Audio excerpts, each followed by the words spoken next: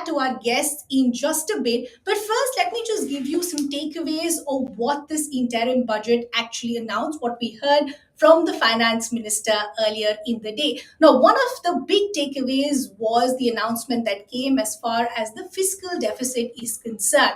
Now, this is what the street or experts were actually worried about, that will the government be able to beat expectations? And on both accounts, for the revision that we've seen and the expectations that we're going to work with, they've beaten street expectations. That's one. The second is what we've heard as far as the capex spending is concerned. Now, anything to go by what we've seen in the previous budgets as well, there has been a pattern with this government to have their spending as far as their purse strings with capex is concerned. And that's exactly what we've seen this year as well. Unfortunately, the big concern for people like me and you and the guests who are joining us is मेरे लिए क्या था इस budget में? Do I see any revision? Do I see more money in my hand as far as our tax structures are concerned? Unfortunately, there are no changes as far as the tax structure is concerned. The finance minister made it very, very clear. So let me just bring you some big takeaways. As I pointed out, the fiscal deficit for FY25 set at 5.1%, better than expectations of what most experts were working with. FY24 target, that's also been revised to 5.8%. Most important to understand here is what they've done as far as their own capex target of FY25 is concerned. That has been increased by 11.1%. This is to 11.1 lakh crore. So again, a beat on most of those expectations. The other is as far as the FDI inflow is concerned, during 2014 to 23, that was $596 billion, marking a golden era. That is twice the inflow during 2015 and 14. As far as income tax is concerned, as I pointed out, there have been no changes. The finance minister made it clear that they will stick to the kind of slabs that they have seen and they'll work with it.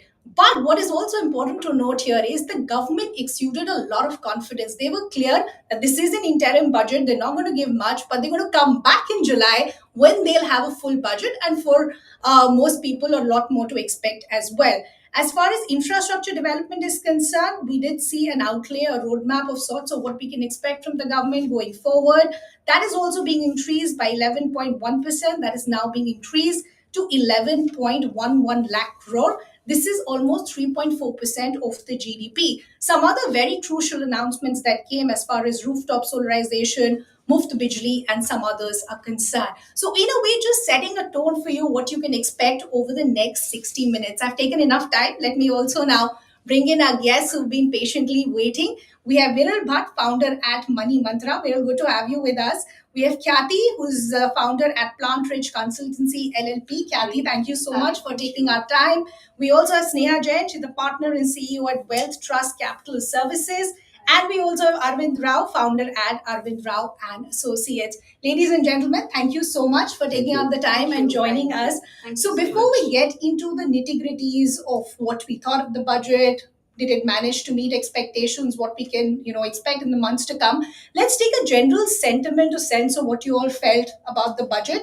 So if I can begin with you, Viral, first, what did you think your big takeaway as far as the budget is concerned? Thank you, Ridhima. Thank you for having me on the show. So for me, it's like many hits and many misses also. It's kind of a budget. It's kind of from a Vikshil Bharat to Vikshit Bharat, right? That is my takeaway for as far as today's interim budget is concerned. Okay, Khyati, what about you? What did you think about the budget? We didn't really expect much since this was an interim budget. But, the very important thing that I liked is that as we are moving to Viksit Bharat or a developed economy, we have to stop accepting freebies and get ready to, support India to go from developing to developed economy by 2047. That's 100th year of our independence. I think that's very well put. Sneha, what about you? So yes, the budget was very, very subdued, but as expected. But what I really liked is this government's a lot of focus of the government on infra as a category. They have been putting a lot of focus, and we see how from 5.6 lakh crore to about 18 lakh crore, the growth over 2015 to 2025, which is 3x literally. So I can see a lot. Development is a lot about infra, and we see that in other developed countries, and this government is very serious about that, so I quite like that. Okay. Arvind, what about you? So, Ridhima, firstly, thank you for hosting me here. I think for me, one of the big takeaway for the opening thing would be that what we could not directly see or what we did not directly hear in the budget is, like our esteemed other panelists mentioned here, that this is not a populist budget, Yeah. which is like on the brink of the election. And it's also about that it was a lot disinflationary. So they Sure. didn't get or introduce much schemes wherein they're trying to pump money into the economy to increase the purchasing power. Because I think somewhere the government understands that when they're recovering from the pandemic, there has been a lot of money that has come in, which has led to inflation in various segments, which is, I think, on the top of most of our viewers' minds. True. That although government says that inflation is not there, but when you walk out to the markets, Yeah. everything has become expensive. Yeah. They are somewhere trying to control it by not getting into the inflationary domain. Yeah, I think that's very well put. So essentially, as we said, the themes are broadly in terms of what the government has managed to do as far as its own fiscal deficit target is concerned, what it has done as far as its capex spending is concerned, and in a way, given us a roadmap of what we can expect, at least as far as the sectors that seem to be a priority for this government. So, Sneha, I want to begin with you. As I said, one of the biggest takeaways was the fiscal deficit target that we saw, not just in terms of roadmap going forward, but the revision as well. And the reason that became very important was because the estimates that the street was working with was anywhere between 5.1 to 5.9, and many saying that this will actually be the most difficult challenge as far as the government is concerned, especially because this is an interim budget. Patterns have showed us the government here actually wants to push the envelope to try and be more populist. Do you think at least on those parameters the government has one managed to stay away from that populist tag? Also, what did you think as far as the revision of the fiscal deficit target is concerned? Thank you, Ridhima. So let's take a step back. Sure. First, what is fiscal deficit, right? I mean, a lot of our viewers may not even, really understand that. So, what is fiscal deficit? It's basically the government spends versus the government receipts. So it's basically all the taxes, etc., that we receive versus what the government spends on infra, consumption, freebies. All of that comes as spends. So the fiscal deficit target of this year is 5.8, 5.9. The government wants to reduce this. So what is it trying to do? That it's basically saying that the spends that they will do will be lesser.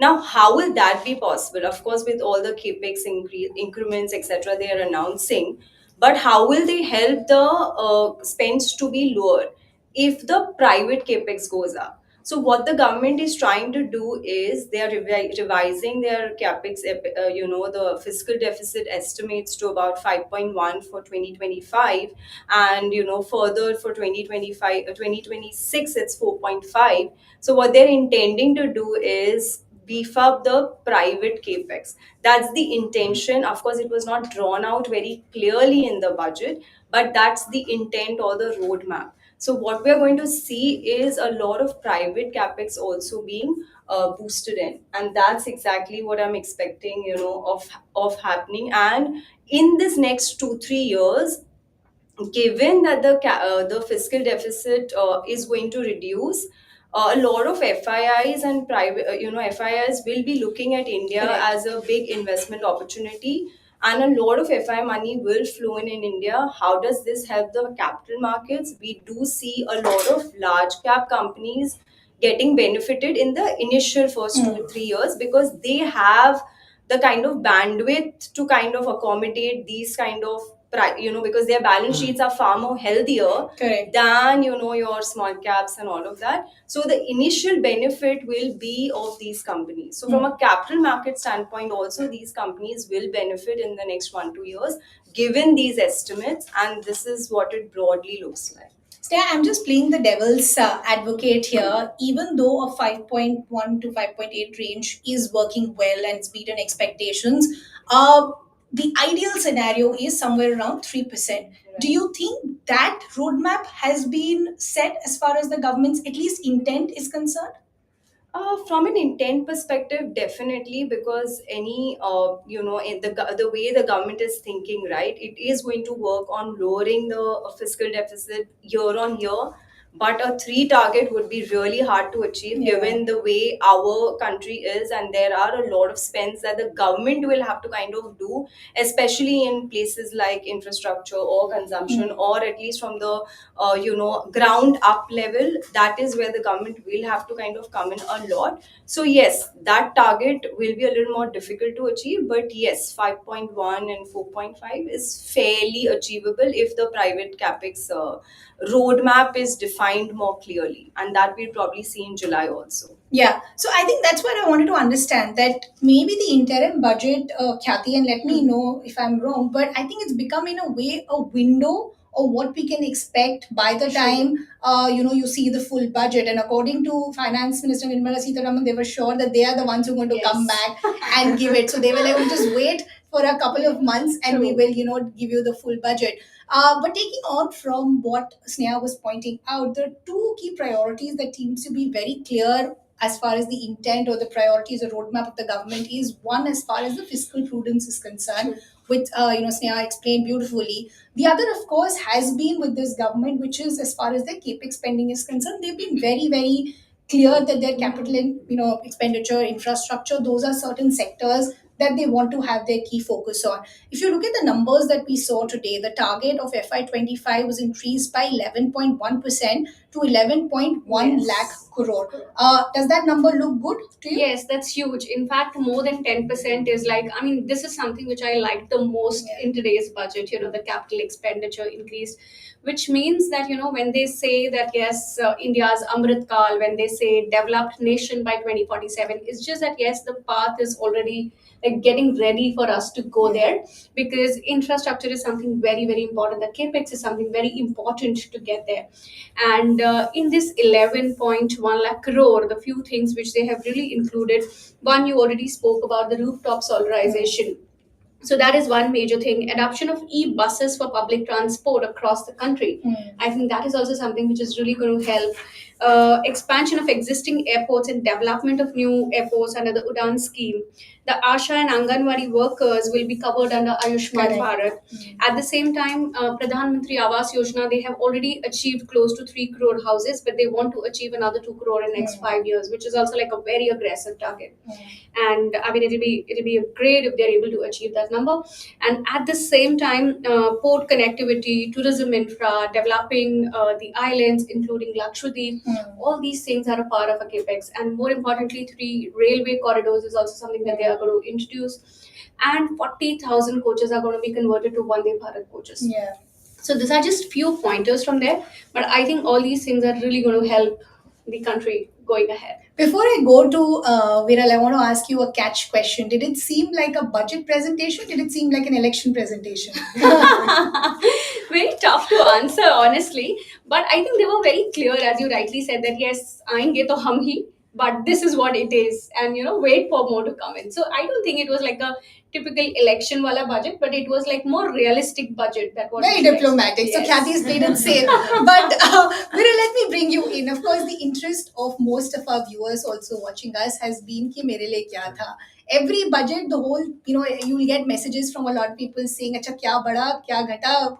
Should I change to Right. the new regime, or like what does it mean for me?"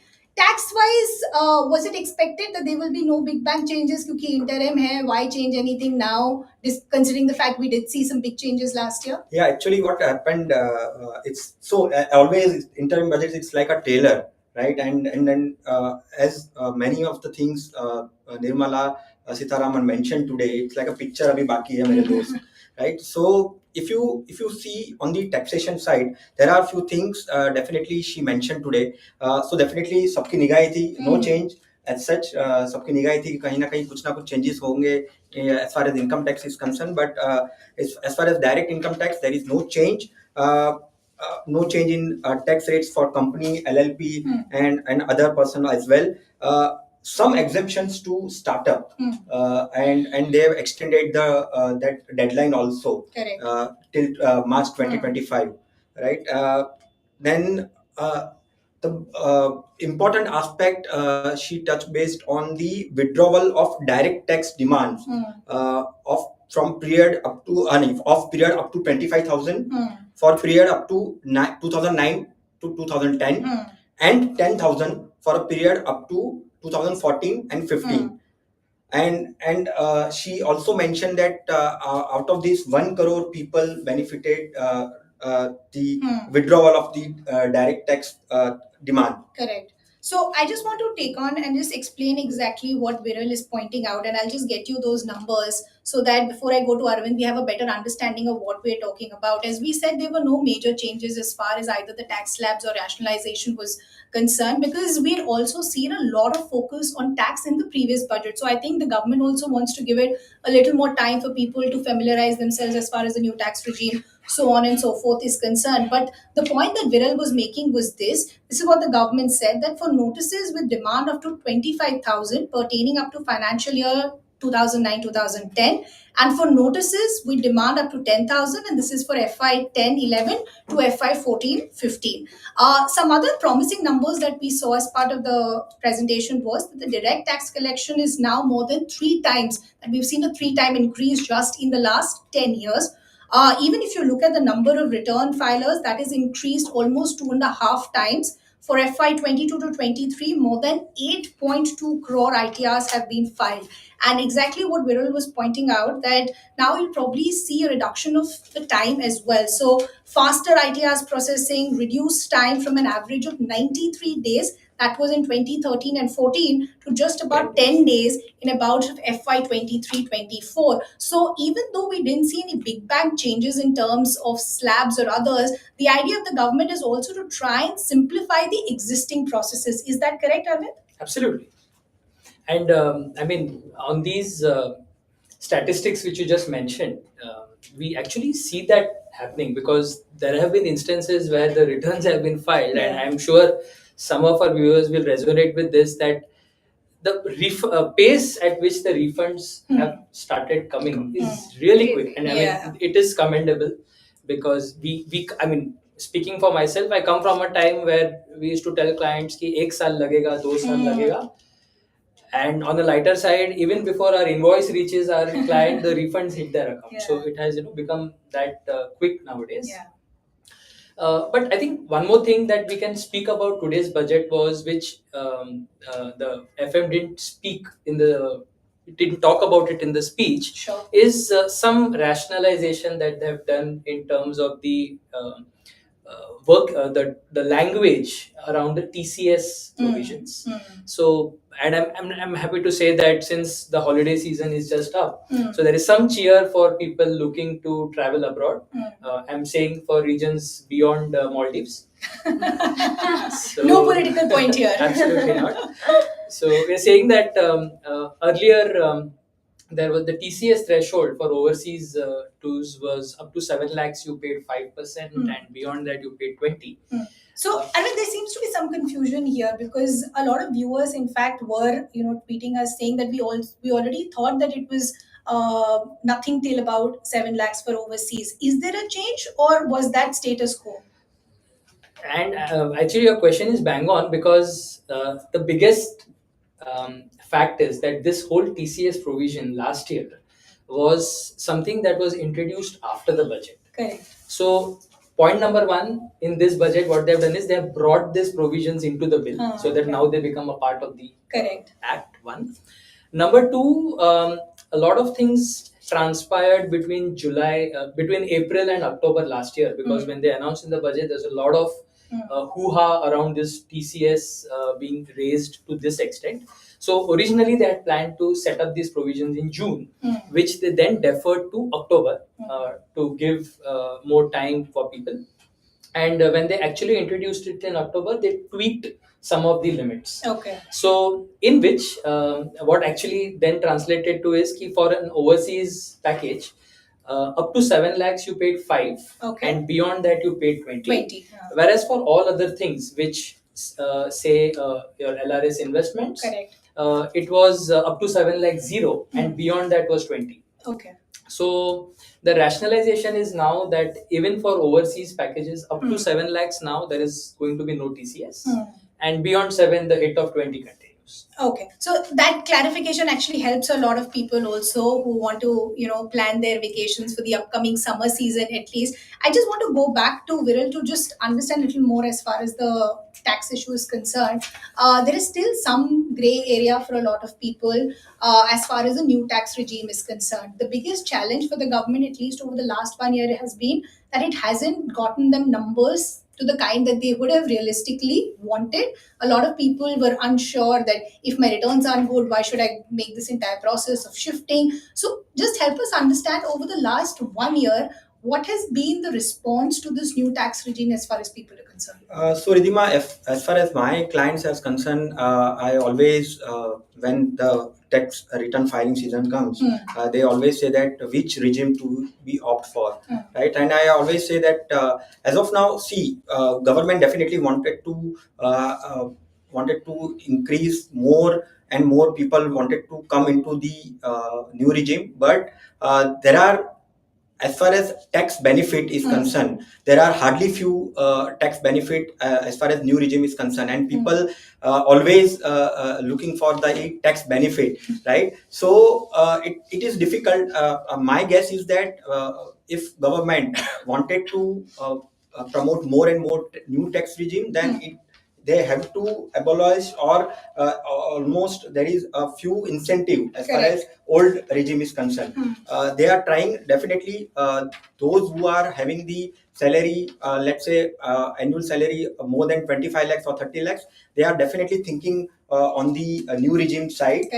But if government is not giving more lucrative on the new tax regime, or may be they think on the adding a few more incentive on the tax free tax benefit side, then it may happen that people will shift more on the new regime rather than the old regime. So, Viral, just for clarity, and this is just curiosity, what is the percentage that you would see that you've seen people jump from old to new? Has that been high? I don't know, but I have not checked the numbers. But probably maybe 10 to 20% people shifted So from. that is still relatively low to what the government would want. Absolutely, it's low, and that's why maybe the full-fledged budget will give more incentive or more push towards the new tax regime. Yeah, because that was the expectation that maybe we'll see at least some sort of increase as far as ATC is concerned, or at least those factors will be taken into account. Before I go back to Sneha, I just want to talk about the other aspect, which is where the priority of the government was specifically as far as sectors is concerned.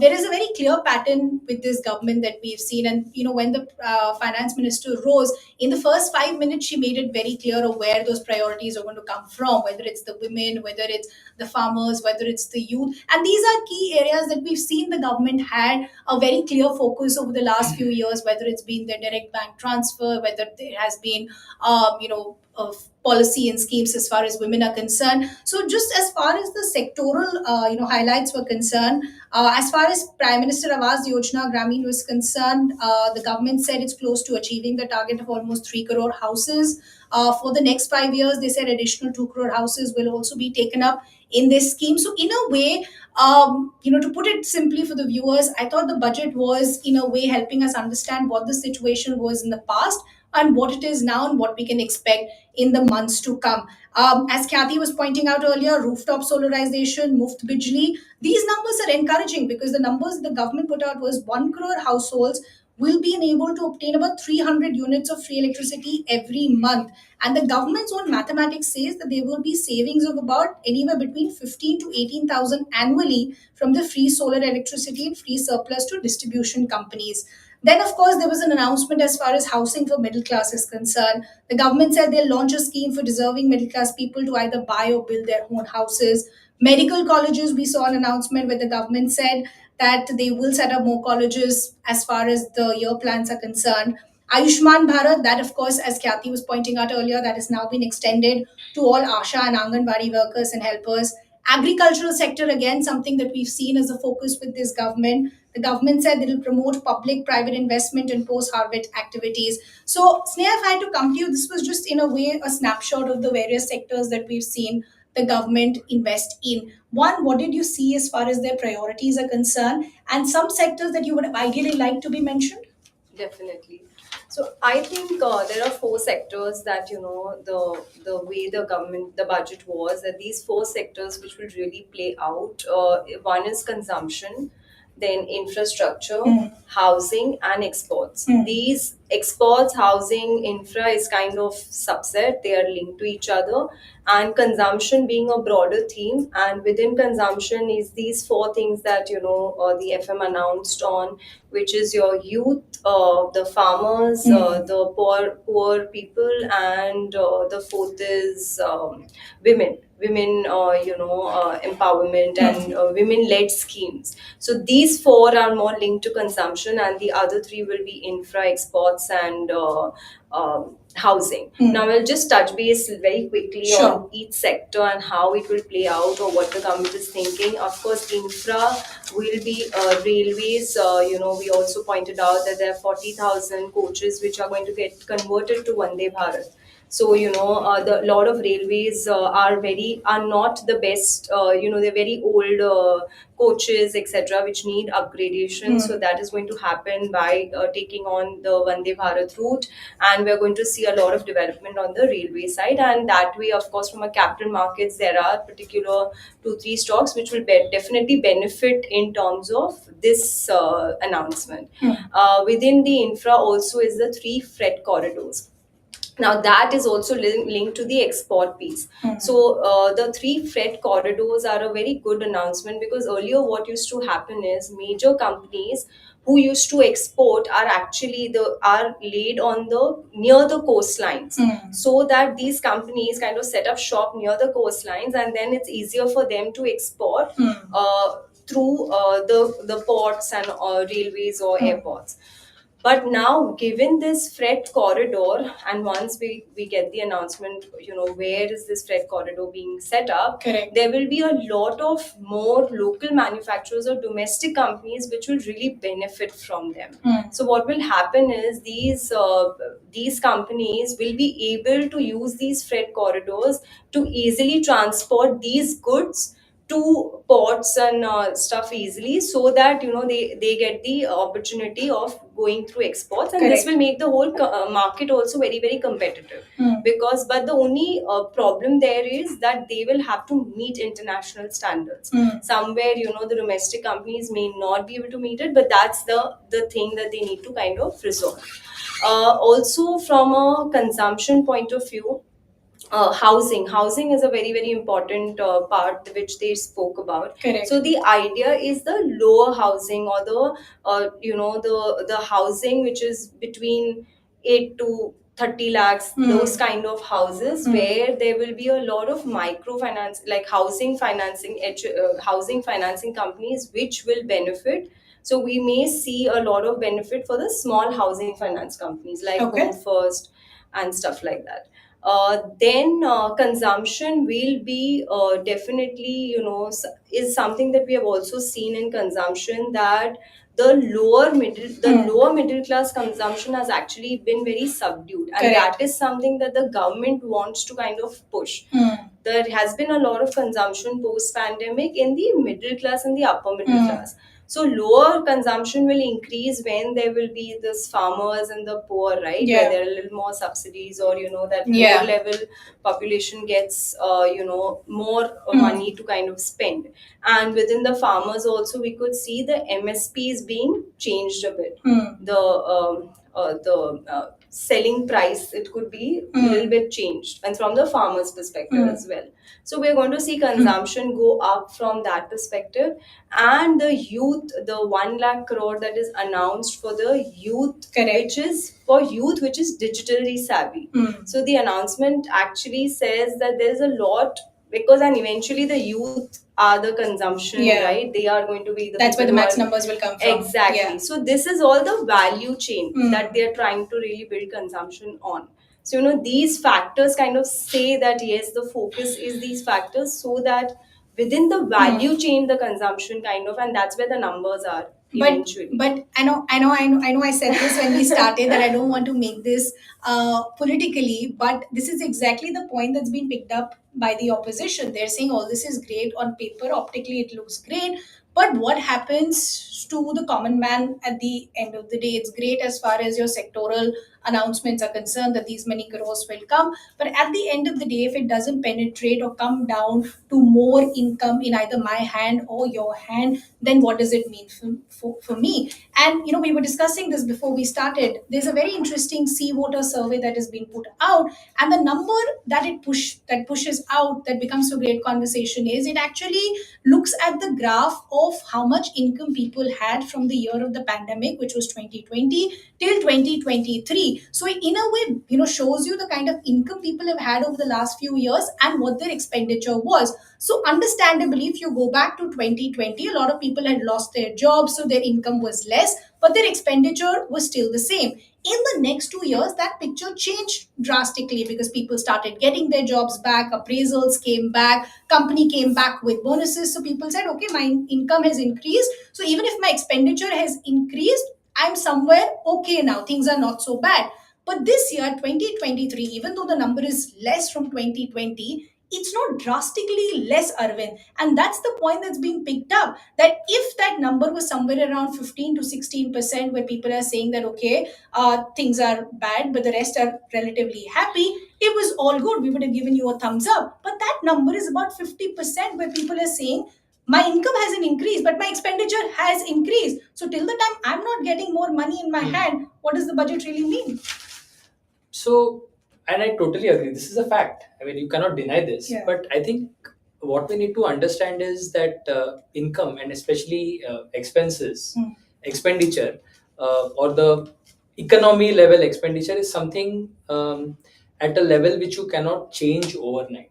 So, in the pandemic, globally, this is a phenomenon which is seen that because there was a lot of spending done by the governments, it did push the prices up, which is what we call inflation. Yeah.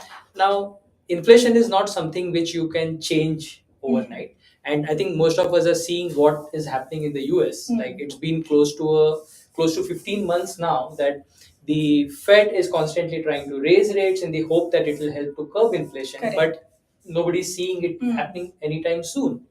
So is it here. So definitely the dissent in the minds of people is correct that it's not seen, but which is why in my opening remarks I said that what is good about this budget is there is nothing more that is adding fuel to this fire called inflation. So giving it maybe a year or two, things should come under control. And like budget is not the only means to control inflation. And I think one positive thing about this times budget is that and this message is coming from the borrowing plan that the government announced, wherein subtly they have given a message to RBI that this is what we are doing. We are reducing our borrowings. Now it's up to you from your monetary policy. How do you control the other things happening around? Do you the see the RBI or the monetary policy having an impact, especially as far as the fiscal numbers this week are concerned? Because the monetary policy is going to be announced next week. Do you think this is in a way given some sort of a fillip to the policy as well? So let me answer it this way: that the Fed meeting happened 2-3 nights back. Just yesterday. Sorry, Overnight, yeah. I think it's the budget meeting. So they haven't cut the rates Yeah, yet. So yeah. I don't see why RBI would cut their rates so soon. But I think couple of quarters we definitely see some action happening there. Okay. Viral, I want to bring you also back in the conversation. And this is essentially what we've been discussing, that it's great as far as the budget numbers for the government are concerned. But what about my budget numbers? If I'm not seeing any relaxation as far as tax is concerned, if I'm not getting any more direct bank transfers, if I'm not getting more cash in my hand, then net, my life really doesn't change. Why should I come back and vote for the government?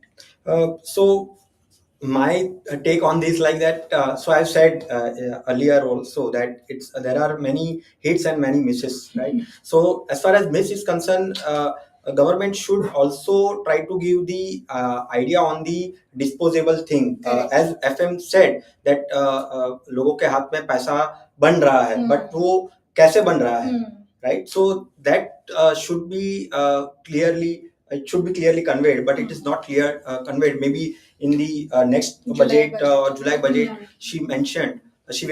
But as far as government is concerned, and as far as my budget is concerned, see, government budget, definitely there are many numbers. Maybe people are watching us, not maybe interested. But as far as personal budget is concerned, as you rightly put out very well, that definitely I have to see my budget as well. And if I am spending more, then I have to reduce, or I have to control my thing. It should not be instant gratification. It should be delayed gratification as far as spending is concerned. And as a financial planner, we always say that union budget, apart from union budget, your personal budget is more important, right? You have to see your cash flow first, and then you have to see the country's cash flow. Correct. Right? So definitely income rises, but expenses also rises with the same, and that's why they have to balance it out in a such a way that a disposable income is available in the Correct. hand, and more investments comes up. Kathy, you wanted to come in? So just to add to what Viral rightly said, there are majorly two kind of inflation which एक आम आदमी, like Correct. I mean, two major kind of inflation. One is your normal inflation which happens on your grocery, milk and day-to-day stuff. Correct. And another is a lifestyle inflation. Correct. So I think what hits more is the lifestyle inflation and not really the basic inflation, Correct. because those requirements are like really low, and we all saw at the time of COVID our expenses were like really low Yeah. because the lifestyle inflation was not there, like lifestyle spends were not there. Yeah. So I think, I mean, it is also about controlling that a little bit, because once you up your lifestyle, it's not possible to come back. And we always say that your lifestyle is your biggest liability. Correct. So you should And it only increases yes, every year. exactly. So you should be slightly slow in upgrading your life. So that's something which is very important. And I think as an individual, as a family, that is something which we need to take care of apart from the union budget. Yeah. I'll come back to you, Kathy, because I want to talk to you in terms of the roadmap that we're seeing as far as the goal in the next 10 years, 20 years, Viksit Bharat. But I just want to go back to Sneha because she spoke about the sectors that the government showed their intent in. The flip side to it is there were a lot of sectors where no intent or no announcement came from, right?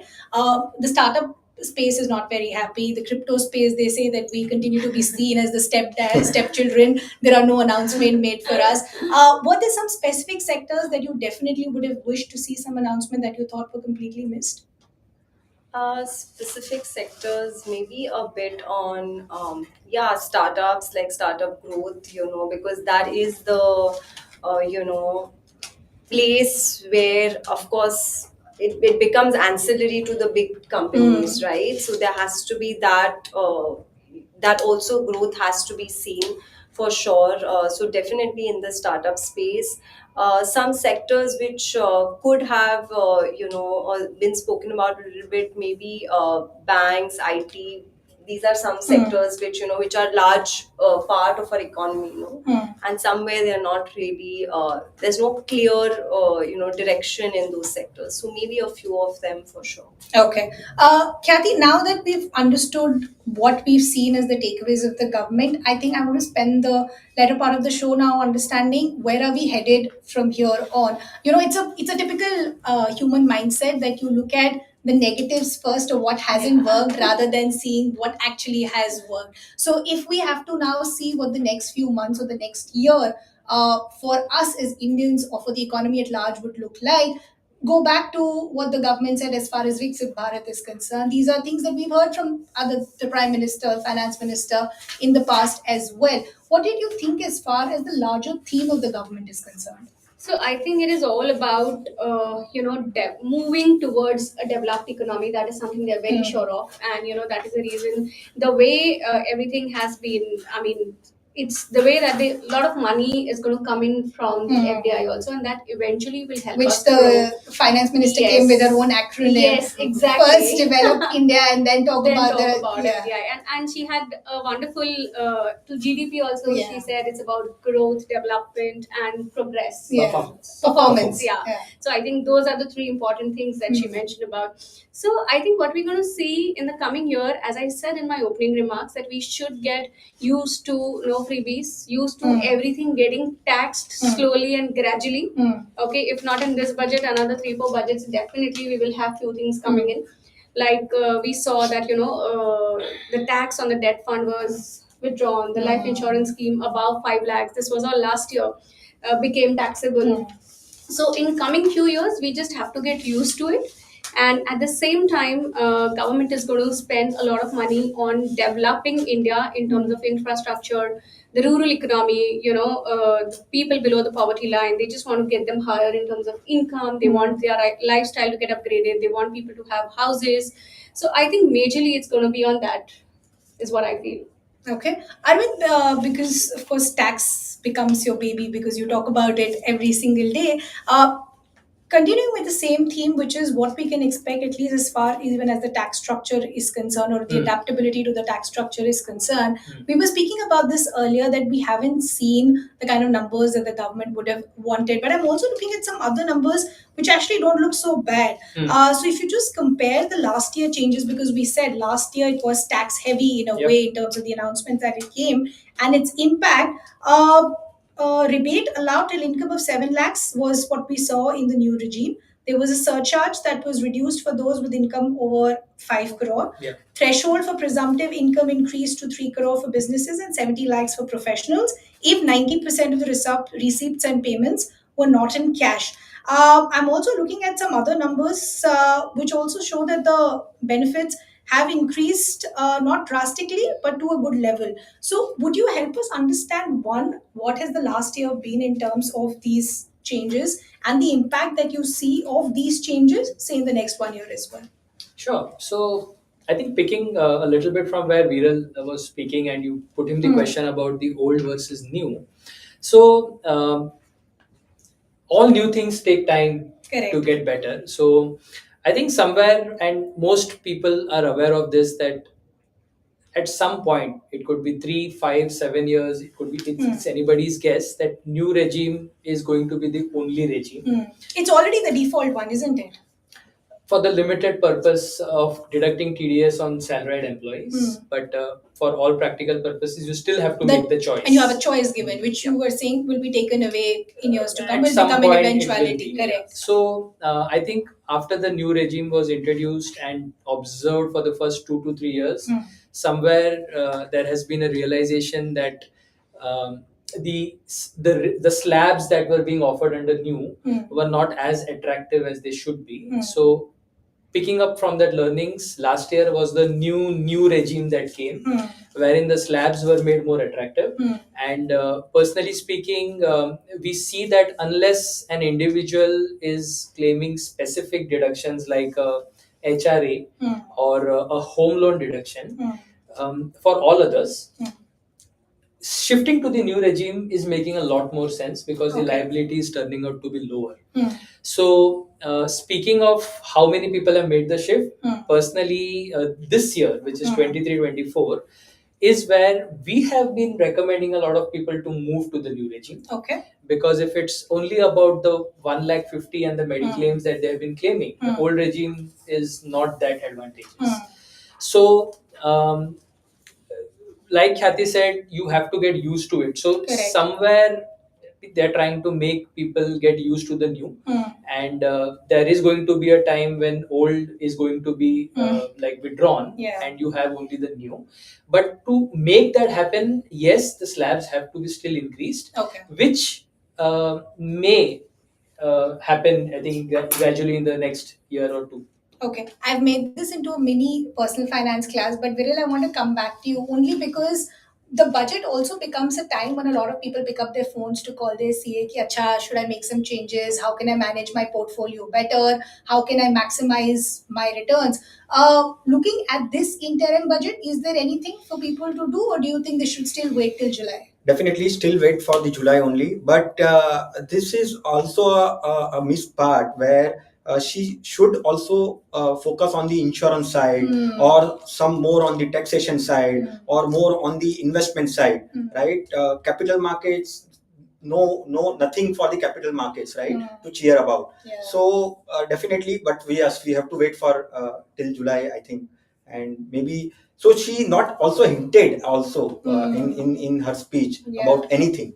So Yeah. that's the I think a negative kind of thing. But with this government, they keep their cards very close to their chest, whether it's choosing a chief minister or coming out with their policies. So I don't think they like to give much Unexpected things, unexpected definitely. things. So maybe that's the strategy going forward. One will never know. Maybe by July we'll have a better idea. But Sneha, I want to come back to another aspect because we're talking about the factors that will possibly help us understand the budget in the next few weeks or months. One key factor is how markets react. Of course, pre-opening, you usually are very excited to see how the market is open, and post the budget. This was one of the shortest budgets that we've seen by Nirmala Sitharaman, 58 minutes, and it was done. And that is why the opposition is saying that is why it didn't have anything as well. Not that it has anything to do with duration, but how did you see the market's reaction, sectorally speaking? So it's very subdued. Markets have nothing much to cheer or not cheer. Yeah. So there's really flat. Like Yeah. from a markets perspective, it will just bake in the expectations from an economy perspective. Whatever we are expecting, sector wise to do well. But of course, there are, as I said, housing finance. So we saw a few realty stocks, which are bigger realty stocks, go down a bit today in the market. But housing finance companies will do better in terms of. So there are specific sectors which I've already touched base on, which will do well because the government has a lot of focus. But that we already know. So it's not something that came out only in the budget.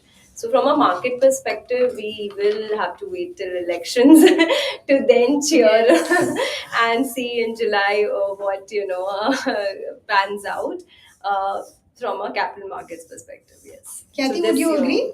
Yeah, I absolutely agree to what she said. So I think it's about wait and watch, and then we'll figure out what happens. Is it to cheer or not to cheer? That is something which we'll decide in July. Okay.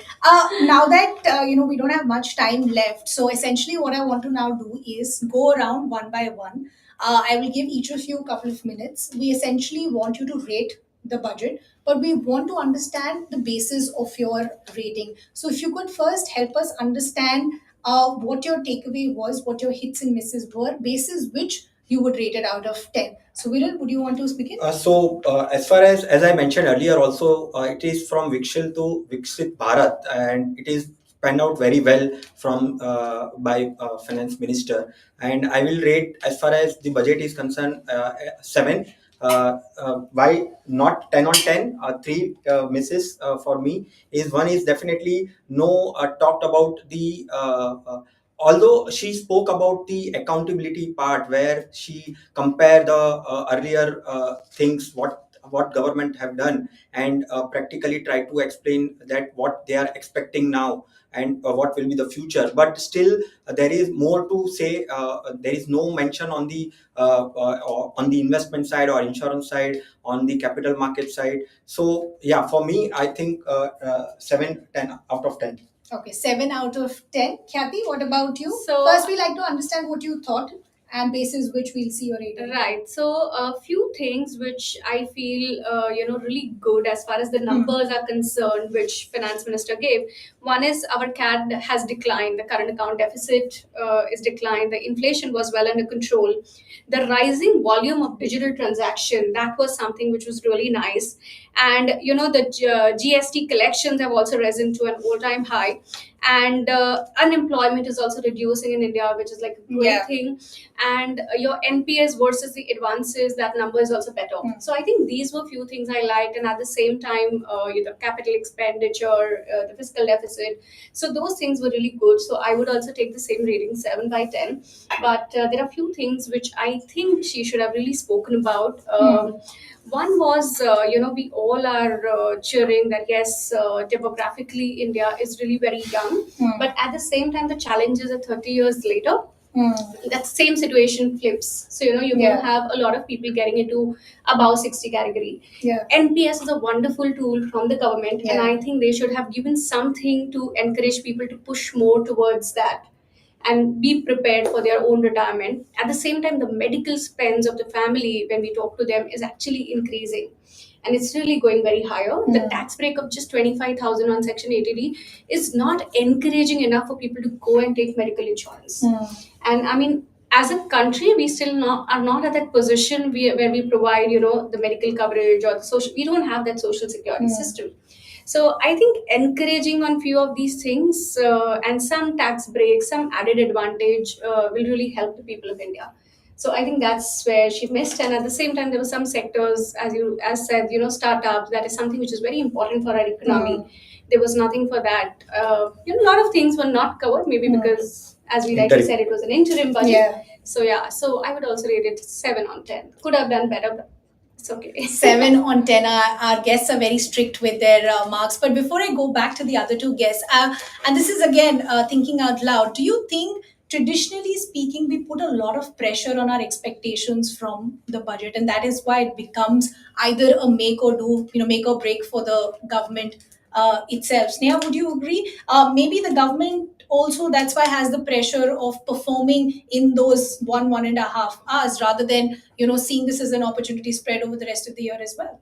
Absolutely, I feel that's a very valid point because that is my rating to the budget only actually. Because I wanted to rate the budget about 8ish. So it is a subdued budget, but was expected to be subdued, right? We know that it's an interim budget, it's going to pan out like that. So the expectations were pretty much what we had already baked in.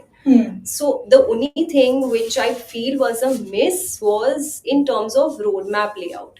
Now, even in fiscal deficit, right, we've come down from a number of 5.8 to 5.1. Correct. Where is the roadmap? If they're really saying private capex will go up, I didn't see anything on that as such. So I just feel that was missing in terms of the budget itself, right? Even if you're stating that number, that there has to be a roadmap attached to it, and that was not very clearly pointed out that the private capex will go up, but how and what is the roadmap to it? I mean, there was not much mentioned on that. So yes, the pressure of what you are saying, right? It is more about delivery and execution than just the announcements, right? One is the part where we are saying these are the estimates, but how are we going to get there? And that's going to be seen in a lot of companies and the way it will lay out in the capital markets also. Correct. Because even for the fiscal deficit, we are saying large caps will do well, but the small caps have a lot of orders which they've already received. But execution is also a big challenge for because जितना market cap नहीं है उतने orders है. Correct. ऐसा situation भी है. Yeah. So we are going to see a lot there, and that's what I think is a challenge for the government on execution more than just I agree, and I'll just to simplify this, I have a example taking on from what Sneha is saying. This is something that was mentioned by the finance minister also. She said, look at our sectors like aviation and others.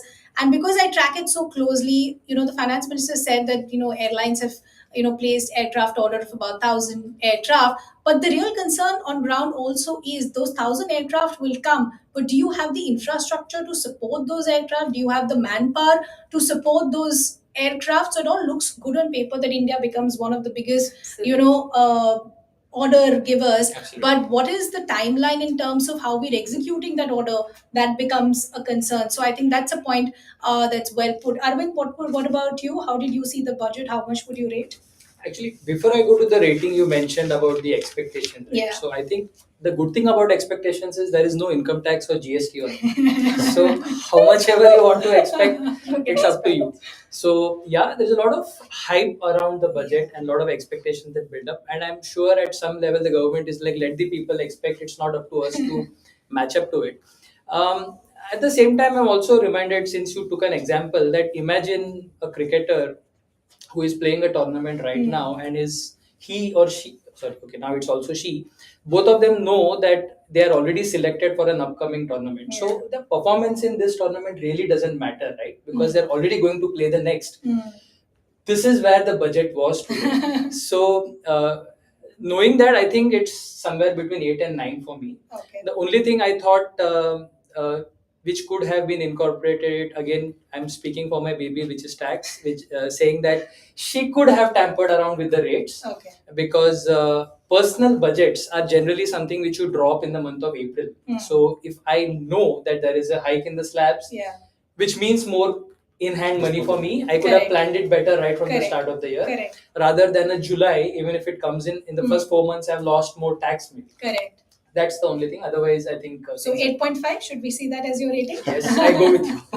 Okay, I've got barely a few minutes, but I quickly want to go around one more time. And because you all spoke that this was expected, this was interim, the entire axe is going to fall in July. So quickly give me two points that you expect in July then that you would want to see in the budget when whichever government comes. According to the Modi government, they're sure they're coming. Whichever government, either the same government or a newly elected government, two things that you would want to see in the July full budget. From my side, I think parity on the taxation side, Okay. right? Equity and debt. All I think they have changed the things last year, Okay. but still there is more room as far as the equity taxation is concerned, Okay. right? So that thing, and second thing, NPS, right? As Khyati mentioned. More things to do as far as NPS is concerned, in terms of the withdrawal thing, in terms of the annuity thing, right? So there has to be some kind of a powerful things should be added as far as NPS is also concerned. Kathy, what about you? Two things that you would want to see in the July budget? Sure. So one is NPS. I mean, that is something which is very important according to me. And the second is insurance. That, as I said, the social security system is not in place for our country. So we should have something from a health insurance perspective and also from a life insurance perspective. Because, nowadays, I mean, with the lifestyle that is followed for our younger people, we see a lot of untimely deaths in younger generation. And people don't really follow or buy those term insurances just because there are no additional tax breaks or there's no encouragement from the government. So I think doing that will also help families to become financially a lot more stable. So I would want to see something in that two space over and above other 5-10 things, but that's okay. I'll leave it for you now. Two things, Sneha, that you would want to see? So one is parity in terms of investment asset classes. I feel there is a lot of disparity in terms of a lot of asset classes. Okay. Just giving a simple example of a ULIP versus an equity fund. So a lot of times investments are just sold on the pretext of tax, which should not happen at all. If debt mutual funds and FDs are going to be equal in taxation, so be ULIPs or any equity fund also. So that parity should definitely be there. And the second is, of course, a roadmap which is more more defined, so that execution can be seen properly. Okay. Arvind, final word to you then. What would you want to see in the July budget? One is the new regime slabs have to be much higher. Okay. At least double, because today the FM also gave a statistic in terms of where the non-taxable limit was in 13 and where it is now. So when you see that, I think that's hardly some 6% inflation. Yeah. Whereas we're talking about 10% lifestyle inflation as well. So that has to be higher. And I don't like Sneha saying that the tax rates should be simplified, because kind of makes our life in danger. No, simplified. Same Same parity. parity, But Rationalized is important. They'll be out of jobs. my heart says, my heart goes with this No, demand, the but the problem brain is says the, no. the investors select the product based on the Taxation. taxation, which is not the right approach. The tax can be as complex. Okay. And see, this is definitely an argument for someday, because Kathy did say that 25,000 is not enough an incentive for people to buy Mediclaim. But I think why connect the two? Mediclaim is Mediclaim. Absolutely. Okay. Yeah. It's not that Absolutely. it should be there. So yeah, some rationalization in terms of the incentives should be removed, so that Sure. people understand that a need is a need. Okay. Unfortunately, we've completely run out of time. I would have loved to continue this conversation. Unfortunately, as we said, we've come to an end of our budget special here on One Finance. We hope you enjoyed watching it as much as we enjoyed bringing it to you. I'd like to thank all our guests once again. We would love to hear feedback from you as well. If you do have some specific queries, we'd love to take it offline. You can either leave your comments or tweet to us. We'll get our experts to answer it for you. We want to simplify as much as far as personal finances is concerned, because that is what matters max to you. With that, it's a wrap from my side. Thanks a lot for watching.